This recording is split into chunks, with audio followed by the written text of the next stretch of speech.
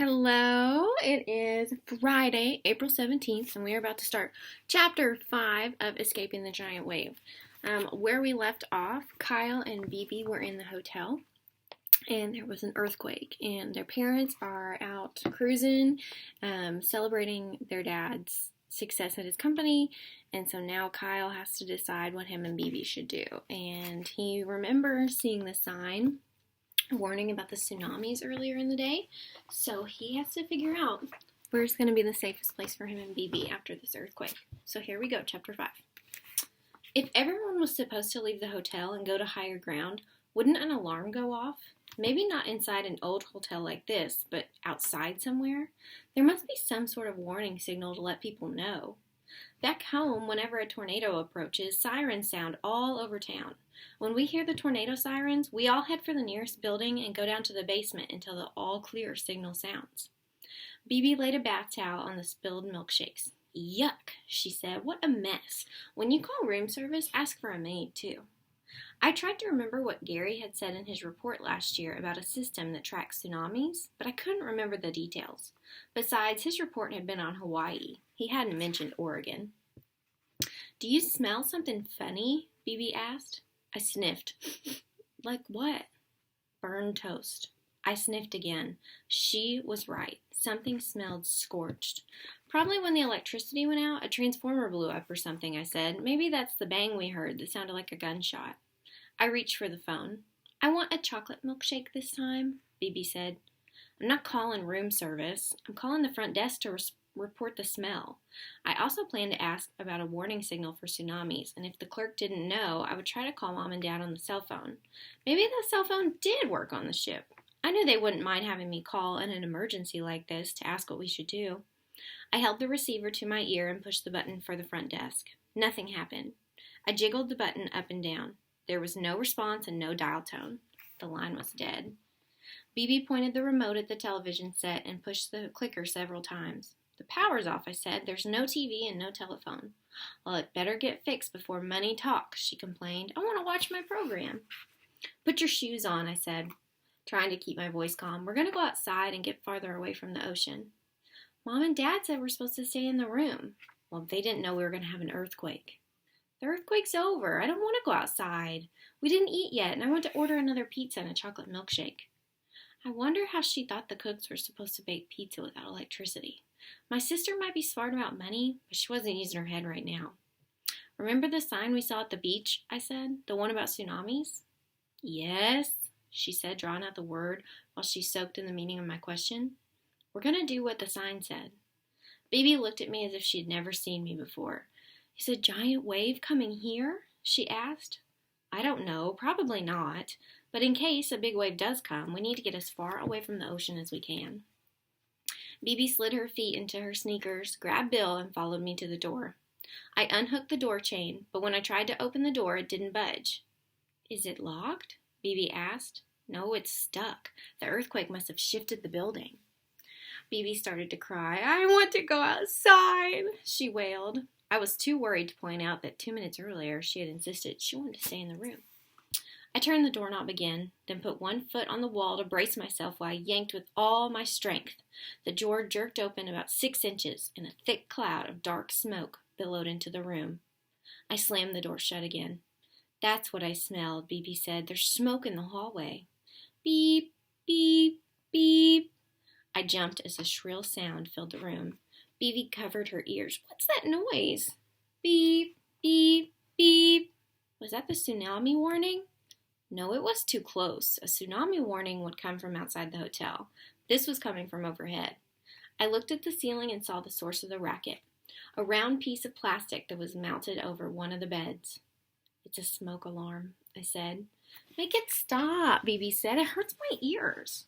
We aren't staying here, I said. I ran to the bathroom, turned on the faucet, and soaked 2 bath towels with water. I handed a dripping towel to BB. Hold this over your nose and mouth, I said. We're going into the hall to find the stairs and go down. I don't want to, BB said. I want to stay here. The hall is full of smoke. Beep, beep, beep. The clamor continued. I hesitated. Maybe we were safer in here with the door closed. But something was burning enough to fill the hall with smoke. There was a fire somewhere in the hotel, and the whole building could eventually go up in flames. I didn't want to be trapped in our room on the third floor. What if we had to jump out the window? Even if we had only made it down one flight of stairs, we'd have a better chance of leaping to safety from a second-story window than from the third floor. "Hold your towel over your face," I said, "and hang on to me." She dropped Bill and buried her nose and mouth in a wet towel. I tugged on the door again, pulling it open far enough for us to squeeze through. I held my own towel with my right hand and grabbed BB with my left. "Let's go," I said. With no lights and no windows, the hall was as dark as an underground cave. Thick smoke surrounded us. Even with the towel held to my face, my eyes smarted, and the smoke stung the inside of my nose when I inhaled. I coughed, and BB's cough echoed mine. Luckily, we knew where the stairway was, and we went in that direction. I wondered if there were people in any of the other rooms.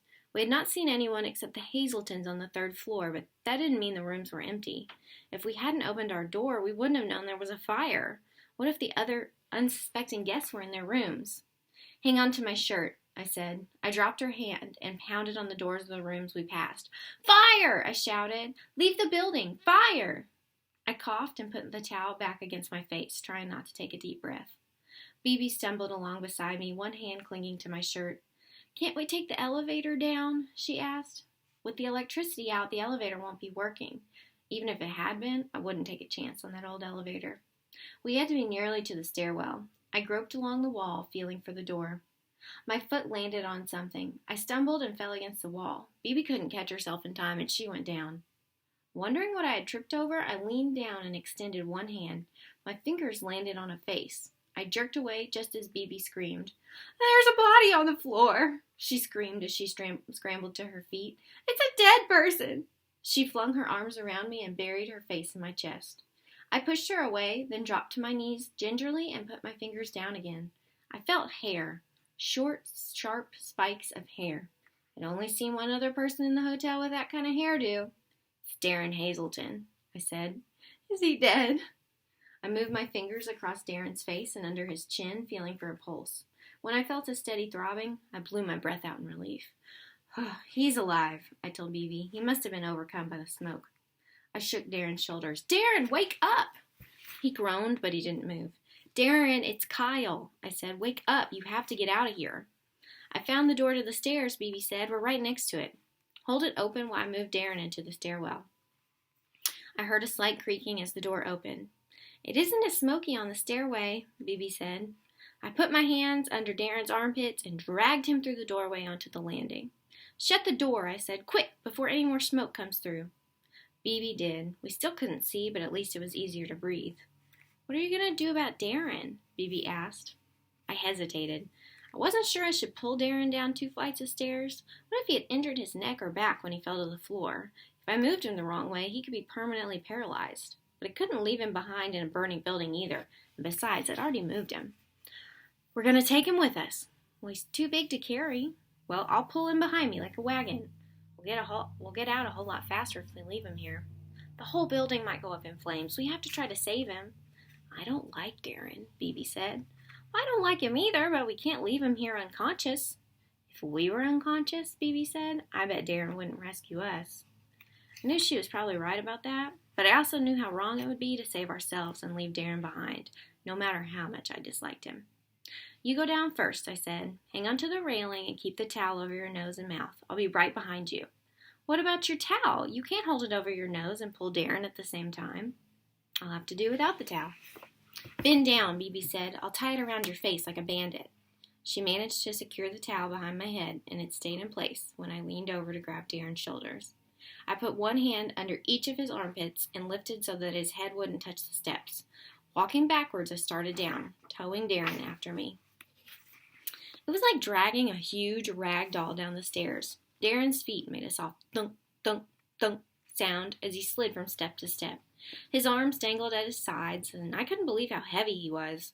It took every bit of strength I had to keep going. If I had to pull him up the stairs, I would have never made it.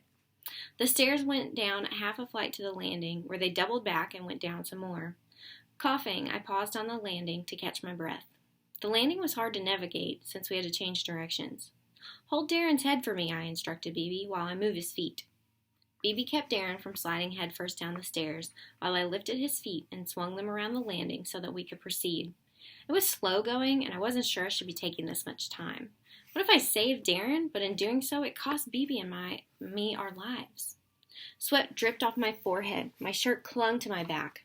As we crossed the second-floor landing and started down another section of stairs, the smoke got thicker. Ahead of me, I heard BB coughing and choking.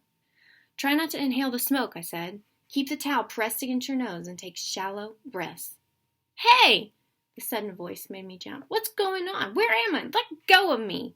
Darren pushed my hands away. I couldn't see him, but it sounded as if he had rolled onto his side and then sat on one of the steps. "We're in the stairwell," I said. "We're taking you downstairs with us because the hotel's on fire." "What are you trying to do? Break every bone in my body?" "You had passed out up on the 3rd floor," I said. "No, I didn't. We found you lying on the floor next to the elevator." "I didn't pass out." I saw no reason why he would contradict the truth, but I wasn't going to stand there and argue with him while the hotel burned down around us. With both of us coughing in between words, breath was too precious to waste. The acid smell was stronger now. It smelled like hot plastic or rubber mixed with some other odor that I didn't recognize. With my hands free again, I pressed the wet towel closer to my nose and my mouth with my left hand and took hold of the handrail with my right. "It stinks in here," Darren said. "It's the smoke. I told you, there's a fire in the hotel. We're almost to the ground floor. Can you walk by yourself now?" "Fire?" Darren said, as if he had finally come to understand for the first time what was happening. He scrambled to his feet, lunged past me, and shoved BB aside as he went by her. She lost her footing and fell, landing on her knees 2 steps down. "I have to get out of here!" Darren cried, panic making his voice squeak. "The hotel's on fire!"